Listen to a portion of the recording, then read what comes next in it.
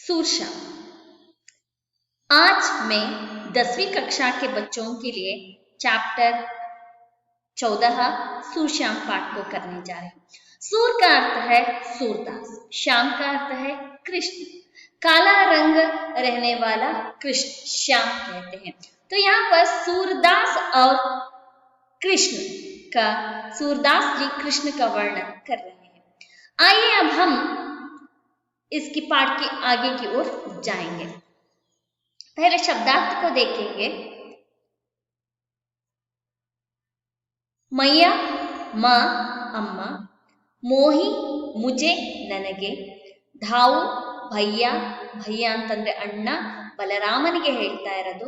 ಕಿಜಾನ ಚಿಡಾನ ಚಿಡಾಯಿಸುವುದು, ಮೋಸೋ ಮುಜಸೆ ನನ್ನಿಂದ, ಮೋಲ್ ಮೂಲ್ಯ ಧಾಮ್ ಬೆಲೆ, ತೋಹಿ ತುಜೆ ನಿನಗೆ, ಜಸುಮತಿ ಜಸೋದ ಯಶೋದ ಯಶೋದ, ಜಾಯೋ ಜನ್ಮದಿಯ ಜನ್ಮವನ್ನ ಕೊಟ್ಟಿದ್ದಾರೆ, ರಿಸ್ ಕ್ರೋಧ ಕೆ ಮಾರೆ ಕೆ ಕಾರಣ ಕ್ರೋಧ ಕ್ರೋಧದ ಕಾರಣದಿಂದ, ತುಮಾರೋ ತುಮಾರೆ ಸೊ ನಿನ್ನಿಂದ, तात पिता ತಂದೆ, खत क्यों एके, श्याम में वहां पर भी बता दिया कि श्याम का काला रंग होता है, काला रंग रहने वाला व्यक्ति जो है, जो कृष्ण है, सुंदर सम्मुख रहने वाला कृष्ण.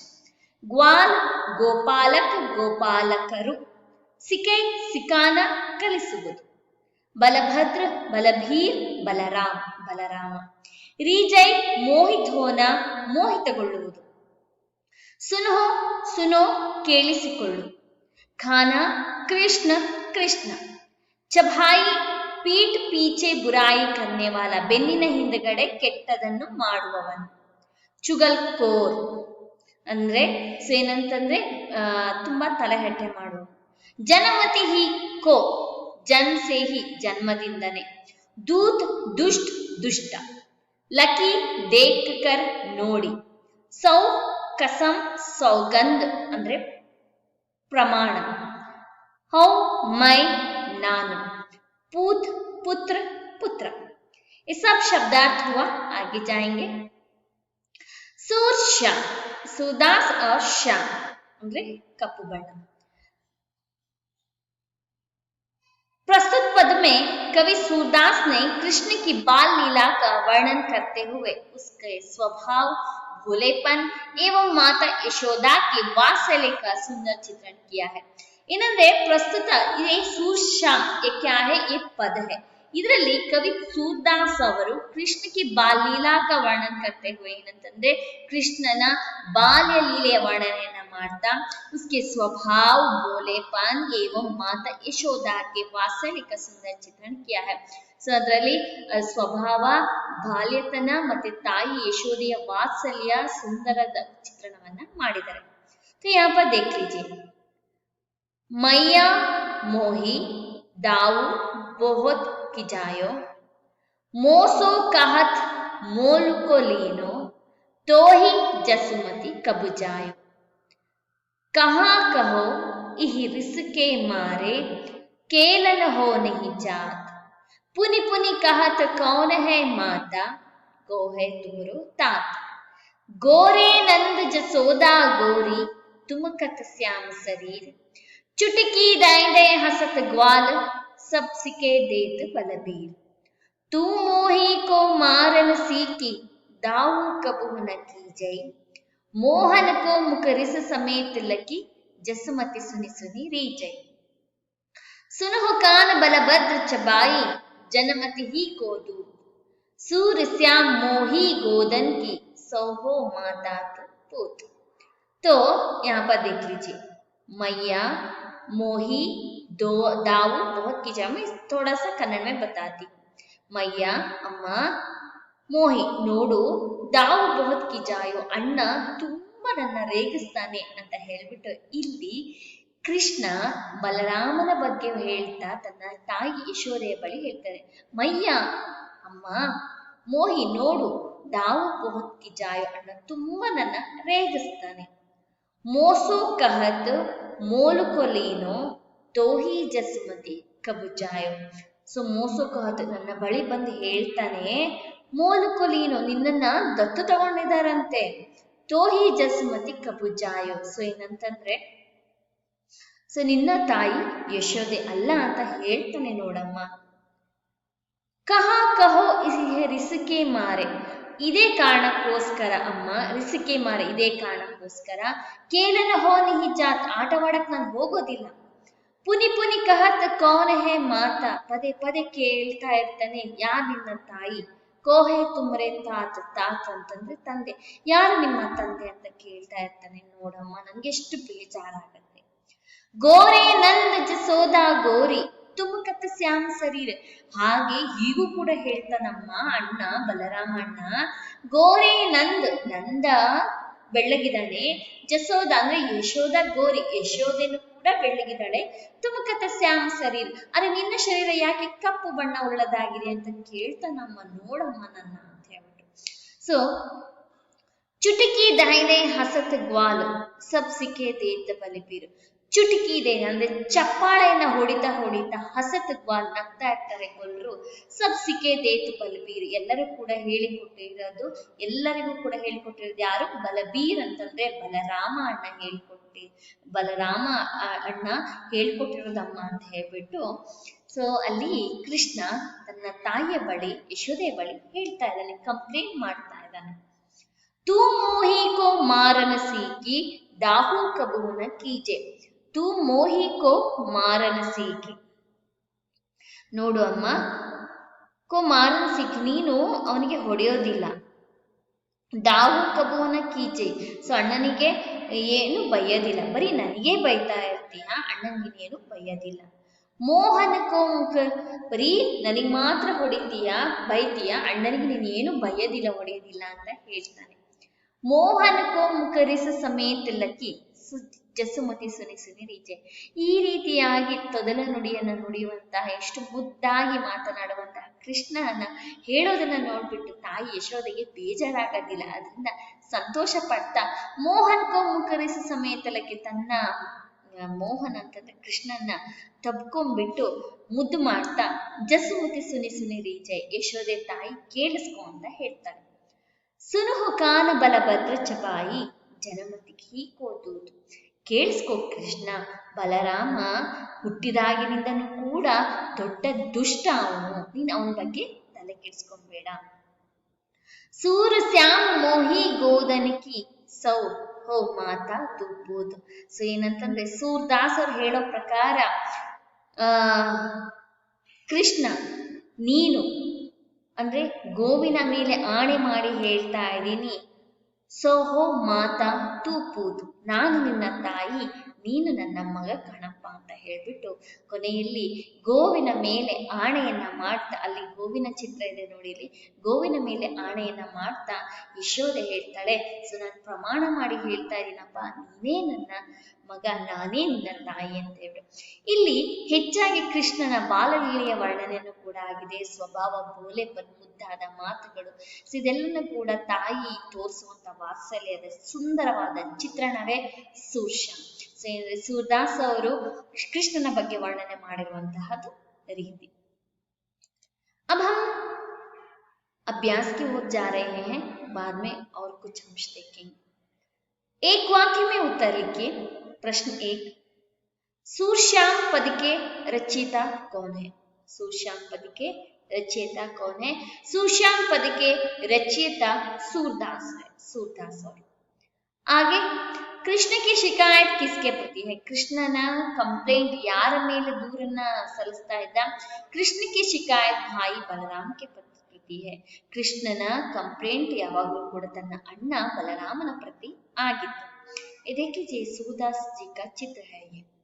ಯಶೋಧ और ನಂದ का रंग कैसा था? ಯಶೋಧ ಹಾಗೂ ನಂದ ಇಬ್ಬರ ಬಣ್ಣ ಯಾವ ರೀತಿಯದ್ದಾಗಿತ್ತು? ಯಶೋಧ और ನಂದ का रंग गोरा था, ಇಬ್ರು ಕೂಡ ಬೆಳ್ಳಗಿದ್ರು. आगे देख लीजिए. चुटकी दे देकर हंसने वाले कौन थे? ಸೊ ಏನಂತಂದ್ರೆ ಚಪ್ಪಾಳೆಯನ್ನ ಹೊಡಿತಾ ಜೋರಾಗಿ ನಗ್ತಾ ಇದ್ದವರು ಯಾರು? ಚುಟ್ಕಿ ದೇ ದೇಕರ್ ಹಸ್ನೆ ವಾಲೆ ಸಬ್ ವಾಲಾ ಮಿತ್ರತೆ, ಎಲ್ಲರೂ ಕೂಡ ಗೊಲ್ಲರ ಸ್ನೇಹಿತರು ಆಗಿದ್ರು, ಎಲ್ಲರೂ ಗೊಲ್ಲರ ಸ್ನೇಹಿತರಾಗಿದ್ರು. ಹಾಗೆ ಯಶೋಧ ಕಿಸ್ಕಿ ಕಸಂ ಕಾತಿ ಹೈ, ಯಶೋದೆ ಯಾರ ಮೇಲೆ ಪ್ರಮಾಣ ಮಾಡಿ ಹೇಳ್ತಾಳೆ? ಯಶೋಧ ಗೋದಾಂಕಿ ಕಸಂ ಕಾತಿ ಹೈ, ಯಶೋದೆ ಗೋವಿನ ಮೇಲೆ ಪ್ರಣಾಮವನ್ನ ಮಾಡಿ ಹೇಳ್ತಾಳೆ. ಪ್ರಶ್ನೆ ಛೇ, ಬಾಲಕೃಷ್ಣ ಕಿಸ್ಸೆ ಶಿಕಾಯತ್ ಕರ್ತಾ ಹೈ, ಬಾಲಕೃಷ್ಣ ಯಾರ ಮೇಲೆ ಶಿಕಾಯತ್ ದೂರನ್ನ ಸಲ್ಲಿಸ್ತಾನೆ ಅಂತ ಹೇಳ್ಬಿಟ್ಟು, ಯಾರ ಬಳಿ ಹೋಗ್ಬಿಟ್ಟು ಬಾಲಕೃಷ್ಣ ಮಾತಾ ಯಶೋದಾ ಸೇ ಶಿಕಾಯತ್ ಕರ್ತಾ ಹೈ, ಬಾಲಕೃಷ್ಣ ಕೃಷ್ಣ ತನ್ನ ತಾಯಿ ಯಶೋದೆಯ ಮೇಲೆ ಬಳಿ ಹೋಗ್ಬಿಟ್ಟು ಕಂಪ್ಲೇಂಟ್ ಅನ್ನ ಒಪ್ಪಿಸ್ತಾನೆ. ಹಾಗೆ ಬಲರಾಮ್ ಕೆ ಅನುಸಾರ ಕಿಸೆ ಮೋಲ್ ಲಿಯಾ ಗಯಾ ಹೈ, ಬಲರಾಮನ ಪ್ರಕಾರ ಯಾರನ್ನ ದತ್ತು ತೆಗೆದುಕೊಳ್ಳಲಾಗಿದೆ? ಬಲರಾಮ್ ಕೆ ಅನುಸಾರ ಕೃಷ್ಣ ಕೋ ಮೋಲ್ ಲಿಯಾ ಗಯಾ ಹೈ, ಬಲರಾಮನ ಅನುಸಾರವಾಗಿ ಕೃಷ್ಣನನ್ನ ದತ್ತು ತೆಗೆದುಕೊಳ್ಳಲಾಗಿದೆ. ಬಾಲಕೃಷ್ಣ ಕ ರಂಗ್ ಕೈಸಾ ಥಾ, ಬಾಲಕೃಷ್ಣನ ಬಣ್ಣ ಹೇಗಿತ್ತು? ಬಾಲಕೃಷ್ಣ ಕ ರಂಗ್ ಕಾಲಾ ಥಾ, ಕಪ್ಪು ಬಣ್ಣದಾಗಿತ್ತು. ದೋ ತೀನ್ ವಾಕ್ಯೋ ಮೇ ಉತ್ತರ ಲಿಖೆ, 2-3 ವಾಕ್ಯಗಳಲ್ಲಿ ಉತ್ತರಿಸಿ. ಆ ಪ್ರಶ್ನೆ ಏಕ, ಕೃಷ್ಣ ಬಲರಾಮ್ ಕೆ ಸಾಥ್ ಖೇಲ್ನೆ ಕ್ಯೂ ನಹಿ ಜಾನಾ ಚಾಹತಾ, ಕೃಷ್ಣ ಬಲರಾಮನ ಜೊತೆ ಯಾಕೆ ಆಟವಾಡಕ್ಕೆ ಹೋಗೋದಿಲ್ಲ ಅಂತ ಹೇಳ್ಬಿಟ್ಟು. ಭಾಯಿ ಬಲರಾಮ್ ಕೃಷ್ಣ ಕೋ ಬಹುತ್ ಚಿಡಾತಾ ಥಾ कि यशोदा ने उसे जन्म नहीं दिया है बल्कि मोल लिया है, उसके माता पिता कौन है, उसका रंग काला क्यों है? इसी गुस्से के कारण कृष्ण बलराम के साथ खेलने नहीं आना चाहता था. ಅಣ್ಣ ಬಲರಾಮ ಕೃಷ್ಣಕ್ಕೂ ಬಹುತ್ ಚಿಡಾತಾ था, ಕೃಷ್ಣನಿಗೆ ತುಂಬಾ ರೇಗಿಸ್ತಾ ಇದ್ದ. ಕಿ ಯಶೋದಾ ने उसे जन्म नहीं दिया, ಅಂದ್ರೆ ಏನಂತ ಅಂದ್ರೆ ಯಶೋದ ತಾಯಿ ನಿನಗೆ ಜನ್ಮವನ್ನ ಕೊಟ್ಟಿಲ್ಲ, ಬಲ್ಕಿ ಮೋಲಿಯಾ ಹೈ, ಅದರ ಬದಲಾಗಿ ದತ್ತು ಆಗಿ ಸ್ವೀಕರಿಸಿದ್ದಾರೆ. ಉಸ್ಕೆ ಮಾತಾ ಪಿತಾ ಕೌನ್ ಹೈ, ಅವರ ತಂದೆ ತಾಯಿ ಯಾರು ಅಂತ ಕೇಳ್ತಿದ್ದ. ಉಸ್ಕಾ ರಂಗ ಕಾಲ ಕ್ಯೂ ಹೈ, ಬಣ್ಣ ಯಾಕೆ ಕಪ್ಪಾಗಿದೆ. ಇಸಿ ಗುಸ್ಸೆಗೆ ಕಾರಣ, ಇದೇ ಕೋಪದಿಂದಾಗಿ ಕೃಷ್ಣ ಬಲರಾಮ್ ಕೆ ಸಾಥ್ ಖೇಲ್ನೆ ನಹಿ ಆನಾ ಚಾಹತಾ, ಇದೇ ಕಾರಣದಿಂದಾಗಿ ಕೃಷ್ಣ ಬಲರಾಮನ ಜೊತೆ ಆಟವಾಡಕ್ಕೆ ಬರ್ತಾ ಇರಲಿಲ್ಲಂತೆ. आगे देख लीजिए, बलराम कृष्ण के माता पिता के बारे में क्या कहता है, ಬಲರಾಮ ಕೃಷ್ಣನ ತಾಯಿ ತಂದೆ ಬಗ್ಗೆ ಏನಂತ ಹೇಳ್ತಾನೆ? ಬಲರಾಮ್ ಕೃಷ್ಣ के माता पिता के बारे में क्या कहता है कि ಏನಂತ ಹೇಳ್ತಾನಂತಂದ್ರೆ, उसके माता पिता कौन है, ತಂದೆ ತಾಯಿ ಯಾರು? नंद और यशोदा तो गोरे है मगर कृष्ण का रंग क्यों काला है, ಸೊ ಈಗ ನೀನು ಅವ್ರ ಮಗ ಆಗಿದ್ರೆ ನೀನು ಅವ್ರ ತರನೇ ಬೆಳ್ಳಗೆ ಇರ್ತಿದೆ, ಯಾಕಂದ್ರೆ ನಂದ ಮತ್ತೆ ಯಶೋದ ಇಬ್ರು ಕೂಡ ಬೆಳ್ಳಗಿದ್ದಾರೆ, ನೀನು ಕಪ್ಪು ಬಣ್ಣ ಉಳ್ಳವನಾಗಿದ್ಯಾ, ಅದರಿಂದ ನಿಮ್ಮ ತಂದೆ ತಾಯಿ ಯಾರು ಅಂತ ಹೇಳ್ಬಿಟ್ಟು ಯಾವಾಗಲೂ ಕೂಡ ರೇಗಿಸ್ತಾ ಇರ್ತಾನಂತೆ. ಮಾತಾ ಪಿತಾನೆ ಉಸೆ ಮೋಲಿಯಾ ಹೈ, ತಾಯಿ ತಂದೆ ಅದಕ್ಕೋಸ್ಕರ ಅವನ್ನ ದತ್ತು ತಗೊಂಡಿದ್ದಾರೆ, ಸೊ ನೀನು ಅವರ ಮಗ ಅಲ್ಲ ಅಂತ ಹೇಳ್ಬಿಟ್ಟು ರೇಗಿಸ್ತಾ ಇದ್ನಂತೆ. ಅದು ನಿಜಾನೇ. ಕೃಷ್ಣ ಅಪ್ನಿ ಮಾತಾ ಯಶೋದಾ ಕೆ ಪ್ರತಿ ಕ್ಯೂ ನಾರಾಜ್ ಹೈ, ಕೃಷ್ಣ ತನ್ನ ತಾಯಿಯ ಮೇಲೆ ಯಾಕೆ ಬೇಜಾರು ಮಾಡ್ಕೊಂಡಿರ್ತಾನೆ? कृष्ण अपनी माता यशोदा के प्रति इसलिए नाराज है कि माँ ने केवल कृष्ण को ही मारना सीखी है, वह भाई पर कभी गुस्सा नहीं करती है. कृष्ण ತನ್ನ ತಾಯಿ ಯಶೋದೆಯ ಮೇಲೆ ಮಾತ್ರ ಬೇಜಾರು ಮಾಡ್ಕೊಂಡಿದ್ದಾನೆ. माँ ने केवल कृष्ण को ही मारना सीखी है, ತಾಯಿ ಕೇವಲ ನಾನು ಕೃಷ್ಣ ನನ್ನನ್ನೇ ಹೊಡಿಲಿಕ್ಕೆ ಮಾತ್ರ ಕಲ್ತಿದ್ದಾಳೆ. वह भाई पर कभी गुस्सा नहीं करती है, ಅವಳಿಗೆ ಯಾವಾಗಲೂ ಕೂಡ ಅಣ್ಣನ ಮೇಲೆ ಕೋಪ ಮಾಡಿಕೊಳ್ಳೋದಿಲ್ಲ ಅನ್ನೋ ಕಾರಣಕ್ಕೆ ಕೃಷ್ಣನಿಗೆ ಯಶೋದೆ ಮೇಲೆ ಬೇಸರವಾಗುತ್ತೆ. ಹಾಗೆ ಬಾಲಕೃಷ್ಣ अपनी माता से क्या क्या शिकायतें करता है, ಸೊ ಬಾಲಕೃಷ್ಣ ತನ್ನ ತಾಯಿಯ ಜೊತೆ ಏನೇನು ಕಂಪ್ಲೇಂಟ್ ಅನ್ನ ಕೊಡ್ತಾನೆ? ಬಾಲಕೃಷ್ಣ अपनी माता से शिकायत करता है कि मुझे भैया बहुत चिढ़ाता है, तू मोल का लिया हुआ है, यशोदा का पुत्र नहीं है, तुम्हारे माता पिता कौन है? नंद यशोदा तो गोरे हैं, तू काला कैसे है? माँ तू केवल मुझे ही मारती है, बलदाऊ को डांटती तक नहीं.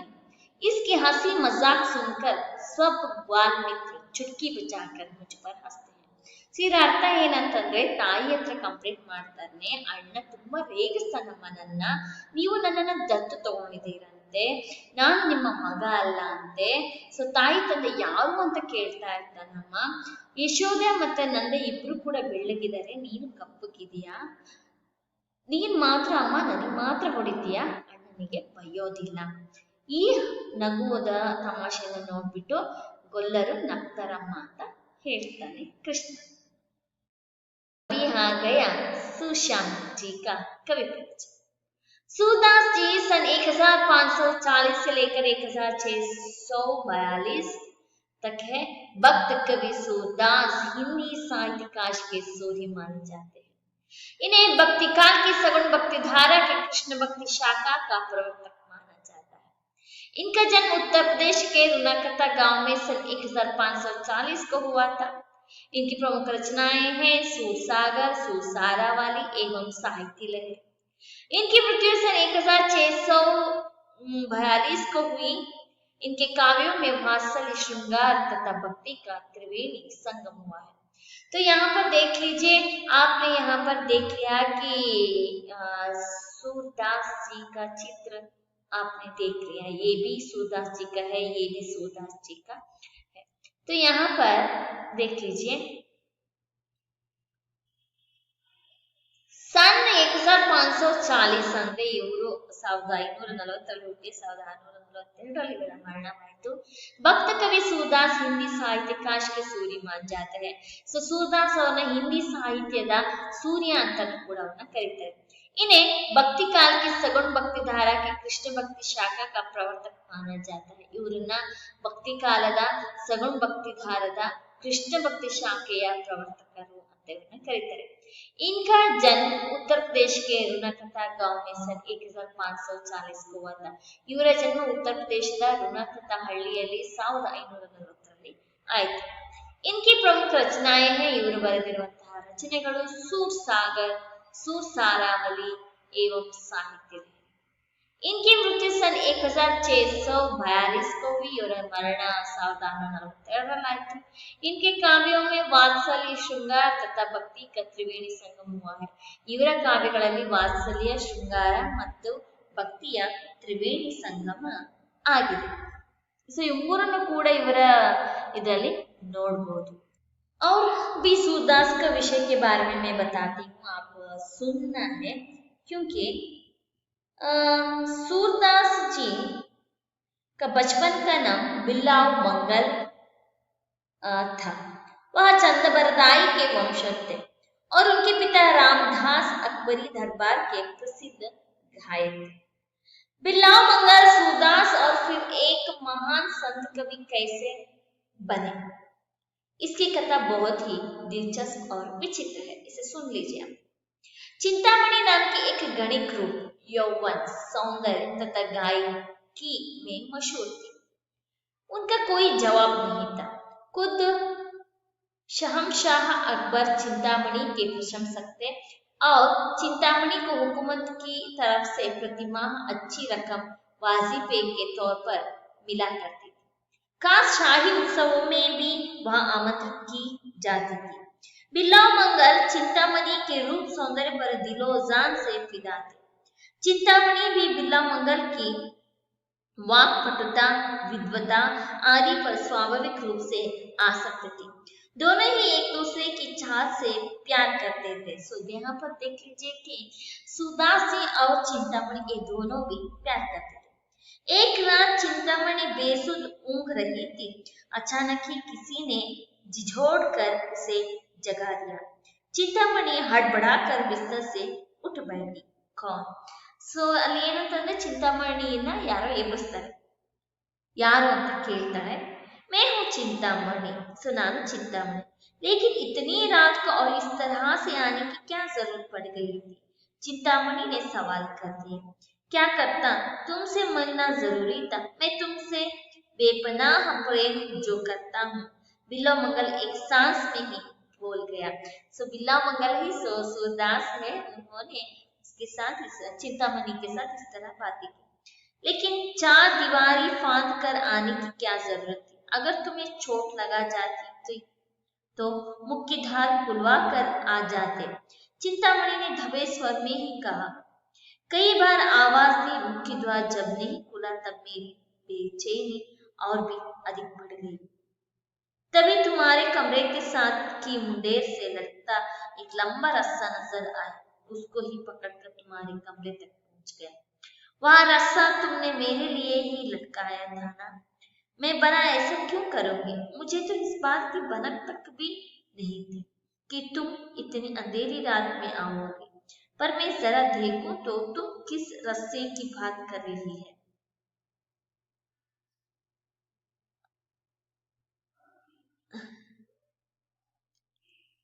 कर रही है मैं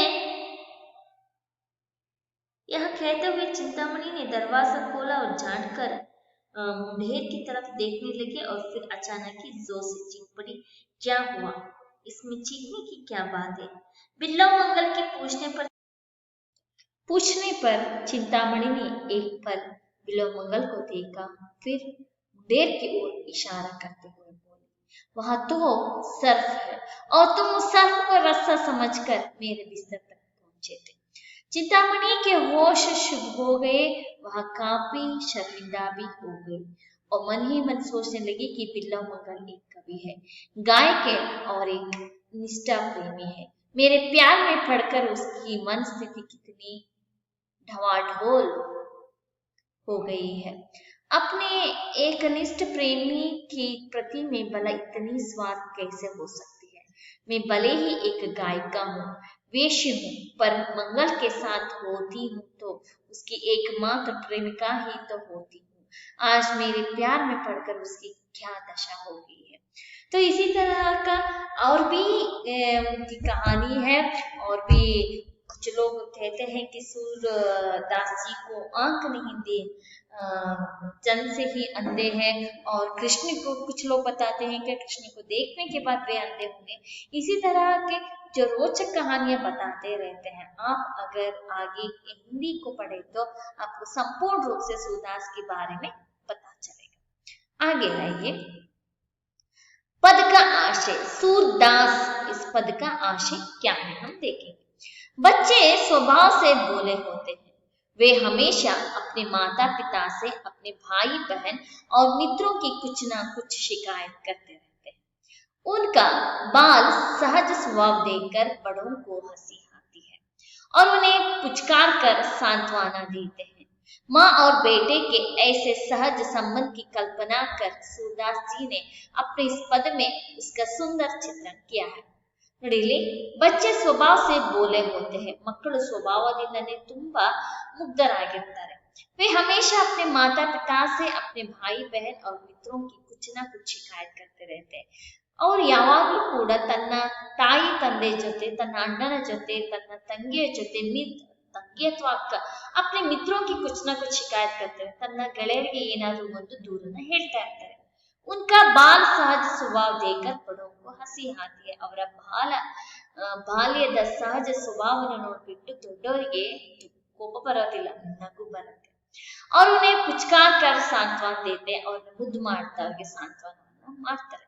माँ और बेटे के ऐसे सह संबंध की कल्पना कर सूरदास जी ने माँ ಅಂದ್ರೆ ತಾಯಿ ಮತ್ತೆ ಮಗನ ಈ ರೀತಿಯ ಸಹಜ ಸಂಬಂಧ ಕಲ್ಪನೆಯನ್ನು ನೋಡಬೇಕು सूरदास जी ಅವರು ತನ್ನ ಪದದಲ್ಲಿ ಅವರ ಸುಂದರ ಚಿತ್ರಣವನ್ನ ಮಾಡಿದ್ದಾರೆ। तो आगे आगे देखेंगे पद का सारांश। और एक बार पद का सारांश देखेंगे। सूरदास जी ने प्रस्तुत पद में कृष्ण की बाल लीला का बड़ा ही मार्मिक चित्रण किया है। कृष्ण माता से अपने बड़े भाई बलराम की शिकायत करते हुए कहते हैं कि हे माँ, बड़ा भैया मुझे सदा चिढ़ाता रहता है और अन्य सखाओं को भी सिखाता है। तेरे माता पिता गोरे हैं, तू काला क्यों? वे तेरे माता पिता नहीं है, जैसी बातें कहकर मुझे नाराज करता है। और तू जो है सदा मुझे ही डांटती है। बलदाऊ को कुछ नहीं कहती, इसलिए मैं खेलने नहीं जाता। तो यहाँ पर सूरदास जी पद जी का एक गाना भी सीख कर लेकर आए हैं, वीडियो में डाली थी। वो क्या है कि राग से मैया मोही दाऊ बहुत की जायो, इसी तरह से कुछ राग है, आपने देखा होगा, राग से सीख लीजिए। उन्हीं के पद के अनुसार सूरदास जी ने प्रस्तुत पद में ಈ ಪದದಲ್ಲಿ कृष्ण की बाल लीला का बड़ा ही मार्मिक चित्रण किया है। कृष्णನ ಬಾಲ್ಯ ಲೀಲೆಯ ಬಗ್ಗೆ ಬಹಳ ಅಂದ್ರೆ ಯಥಾವತ್ತಾಗಿ ಮಾರ್ಮಿಕ ಚಿತ್ರಣವನ್ನು ಇದರಲ್ಲಿ ಮಾಡಿದರು. कृष्ण माता से अपने बड़े भाई बलराम की शिकायत करते हुए कृष्ण तನ್ನ ತಾಯಿಯ अपने बड़े भाई बलराम की शिकायत करते हुए ತನ್ನ ಅಣ್ಣನ ಬಲರಾಮನ ಶಿಕಾಯತ್ ಅನ್ನು ದೂರನ ಮಾಡ್ತಾ कहते हैं कि ಹೇಳ್ತಾರೆ ಏನಂತಂದ್ರೆ, ಹೇ ಅಮ್ಮ,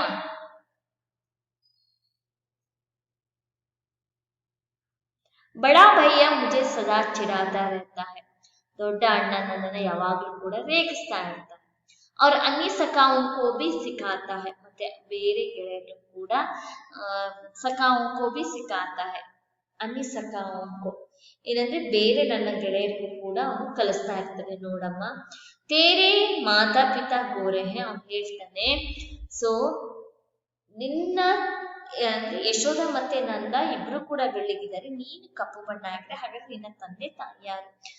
ವೇ ತೇರೆ ಮಾತಾ ಪಿತಾ ನೀ ಹೆಸೋ, ಏನಂತಂದ್ರೆ ಯಶೋಧ ಮತ್ತೆ ನಂದ ಇಬ್ರು ಕೂಡ ಬೆಳ್ಳಗಿದ್ದಾರೆ, ನೀನ್ ಕಪ್ಪಗಿರಿ, ಅದರಿಂದ ಅವರಿಬ್ರು ನಿನ್ನ ತಾಯಿ ತಂದೆ ಅಲ್ಲ ಅಂತ ಹೇಳ್ತಾನೆ. ನೋಡಮ್ಮ, ಜೈಸಿ ಬಾತೆ ಕೇಕರ್ ಮುಜೆ ನಾರಾಜ್ ಕರ್ತಾ, ಈ ರೀತಿಯ ಮಾತುಗಳನ್ನು ಹೇಳಿದ್ರೆ ನನಗೆ ಬೇಸರ ಮಾಡ್ತಾನೆ. ನೋಡಮ್ಮ, ಅವ್ರು ತೂ ಜೋ ಹೇ ಸದಾ ಮುಜೆ ಹಿ ಡಾಂಟ್ತೀಯ, ಆದ್ರೆ ಅದರಲ್ಲೂ ಕೂಡ ನೀನ್ ಬೇರೆ ಇದೆ, ಯಾವಾಗ್ಲೂ ಕೂಡ ನನಗೆ ಬೈತೀಯ. मुझे ही डांटती है, ನನಗೆ ನೀನ್ ಬೈತಾ ಇರ್ತೀಯ. ಬಲ್ದಾವ್ ಕೋ ಕುछ नहीं कहती, ಬಲ್ದಾವು ಅಂತಂದ್ರೆ ಬಲರಾಮ ಅಣ್ಣನಿಗೆ ನೀನ್ ಏನು ಕೂಡ ಹೇಳೋದಿಲ್ಲ ಅಂತ ಹೇಳ್ಬಿಟ್ಟು. ಇಸಿಲಿಯೇ ಮೈ ಕೇಳ್ನೆ नहीं जाता, ಇದರಿಂದ ನಾನು ಆಟವಾಡಕ್ಕೆ ಹೋಗೋದಿಲ್ಲ ಅಮ್ಮ ಅಂತ ಹೇಳ್ಬಿಟ್ಟು ಇಲ್ಲಿ ಹೇಳ್ತಾನೆ. ಹಾ, ये कृष्ण है, ये यशोदा है, ये बलराम है. कृष्ण की इन मीठी मीठी और बोली बातों को सुनकर माता यशोदा को हंसी आ जाती है. वह अपने लाल को गले से लिपटा कर कहती है, मैं गौ माता की सौगंध खाकर कहती हूँ कि मैं ही तुम्हारी माता हूँ और तू ही मेरा पुत्र है. ಇದರಲ್ಲಿ ಕೃಷ್ಣಕ್ಕೆ ಮೀಟಿ ಮೀಟಿ ಅವ್ರ ಭೋಲಿ ಬಾತೋಕು ಸುನ್ಕರ್, ಏನಂದ್ರೆ ಕೃಷ್ಣನ ಈ ರೀತಿಯ ಮುದ್ದು ಮುದ್ದಾದ ಮಾತುಗಳನ್ನ ಕೇಳ್ಬಿಟ್ಟು, ಬೋಲಿ ಬಾತೆ ಮುದ್ದಾದ ಮಾತುಗಳನ್ನ ಕೇಳ್ಬಿಟ್ಟು ಮಾತ್ರ ಯಶೋದಾಗೂ ಹಸಿ ಆ ಜಾತಿಯ ತಾಯಿ ಯಶೋದಾಗೆ ತುಂಬಾ ನಗು ಬರುತ್ತಂತೆ. ವಹ ಅಪ್ನೆ ಲಾಲ್ ಕೋ ಗಲೆ ಸೆ ಲಿಪ್ಟಾ ಕರ್ ಕೇಳ್ತಿ, ತನ್ನ ಲಾಲ್ ಅಂತಂದ್ರೆ ತನ್ನ ಮುದ್ದಾದ ಮಗನ ಅಪ್ಕೊಂಡು ಹೇಳ್ತಾಳೆ ಏನಂತಂದ್ರೆ, ಮೈ ಗೋಮಾತಾ ಕಿ ಸೌಗಂಧ ಖಾಕರ್ ಕೇಳ್ತಿ ಹೂಂ ಕಿ, ನಾನು ಗೋವಿನ ತಾಯಿಯ ಮೇಲೆ ಆಣೆಯನ್ನ ಮಾಡಿ ಹೇಳ್ತಾ ಇದ್ದೀನಿ. ಆಕೆ यहाँ पर पीछे ಗೋಮಾತಾ है देख लीजिए. ಸೊ ತಾಯಿಯ ಮೇಲೆ, ಗೋವಿನ ತಾಯಿಯ ಮೇಲೆ ಆಣೆ ಮಾಡಿ ಹೇಳ್ತಾ ಇದ್ದೀನಿ, ಕೇಳ್ತು कि मैं ही तुम्हारी माता हूँ, ನಾನೇ ನಿನ್ನ ತಾಯಿ, और तू ही मेरा पुत्र है, ನೀನೇ ನನ್ನ ಮಗ ಕಣಪ್ಪ, ಇದರಲ್ಲಿ ಏನು ಸಂದೇಹ ಇಲ್ಲ ಅಂತ ಹೇಳ್ಬಿಟ್ಟು ತಾಯಿ ಯಶೋದೆ ಹೇಳ್ತಾಳೆ. और एक बार सूर्यश्याम पद्य को मैं इस पद को पढ़ती हूँ, देख लीजिए. मैया मोही दाऊ बहुत किजायो, मोसो कहत मोल को लीनो, तो ही जसमती कब जायो. कहाँ कहो इही रिस के मारे, केलन हो नहीं जात. पुनि पुनि कहत कौन है माता, को है तुमरो तात. गोरे नंद जसोदा गोरी, तुम कत श्याम शरीर. चुटकी देंगे हसत ग्वाल, सब सिके देत बलबीर. तू मोही को मारन सीखी, दाऊ कबू न की जय. मोहन को मुख रिस समेत लकी, जसमति सुनि सुनि रे जय. सुनु कान बल भद्र चबाई, जनमत ही को दूत. सूर श्याम मोही गोदन की, सौ हो माता तू पूत. तो और एक इसका पहले इसमें अर्थ है कि मैया मोहि ದಾವು बहुत की जाए ಅಮ್ಮ ನೋಡು ಅಣ್ಣನನ್ನ ರೇಗಿಸ್ತಾನೆ ನನ್ನ ಬಳಿ ಹೇಳ್ತಾನೆ ಸೊ ನೀವು ನನ್ನನ್ನ ದತ್ತು ತಗೊಂಡಿದ್ದೀರಾ ಅಂತೆ ಇದೇ ಕಾರಣಕ್ಕೋಸ್ಕರ ಅಮ್ಮ ನಾನು ಅವನ ಜೊತೆ ಆಟವಾಡಕ್ಕೂ ಹೋಗೋದಿಲ್ಲ ಪದೇ ಪದೇ ಕೇಳ್ತಾ ಇರ್ತೀನಿ ನಿನ್ ತಾಯಿ ಯಾರು ನಿನ್ ತಂದೆ ಯಾರು ಅಂತ ಕೇಳ್ತಾ ಇರ್ತಾನಮ್ಮ ಸೊ ಯಾಕಂದ್ರೆ ನೀನು ಬೆಳ್ಳಗಿದ್ಯಾ ಅಪ್ಪನೂ ಬೆಳ್ಳಗಿದ್ದಾರೆ ನನ್ನ ಬಣ್ಣ ಮಾತ್ರ ಕಪ್ಪಗಿದೆ ಅಂತ ಹೇಳ್ಬಿಟ್ಟು ಚಪ್ಪಾಳೆನ ತಡ್ತಾ ಗೊಲ್ಲರು ನಗ್ತಾ ಇರ್ತಾರೆ ಕಣಮ್ಮ ಸೊ ಯಾಕಂದ್ರೆ ಇದೆಲ್ಲ ಹೇಳ್ಕೊಟ್ಟಿರೋದು ಬಲರಾಮ ನೀನು ನನ್ನನ್ನ ಮಾತ್ರ ಹೊಡಿದನ್ನ ಕಲ್ತಿದ್ಯಾ ಅಣ್ಣನಿಗೆ ನೀನು ಬೈಯೋದೇ ಇಲ್ಲ ಅಮ್ಮ ಸೊ ಇದನ್ನ ಕೇಳ್ಬಿಟ್ಟು ಸೊ ಮೋಹನ್ ಅಂತಂದ್ರೆ ಕೃಷ್ಣನನ್ನ ಗಲೆ ಅಂದ್ರೆ ತಬ್ಕೊಂಡ್ಬಿಟ್ಟು ಮುದ್ದು ಮಾಡ್ತಾ ತಾಯಿ ಹೇಳ್ತಾಳೆ ನೋಡಪ್ಪ ಬಲರಾಮ ಚಿಕ್ಕ ವಯಸ್ಸಿಂದಾನೇ ತುಂಬಾ ರೇಗಿಸ್ತಾನೆ ಅಂದ್ರೆ ತುಂಬಾ ತುಂಟಾಟದ ಹುಡುಗ ಸೊ ಅದರಿಂದ ನೀನ್ ಏನಾದ್ರ ಬಗ್ಗೆ ಯೋಚನೆ ಮಾಡ್ಬೇಡ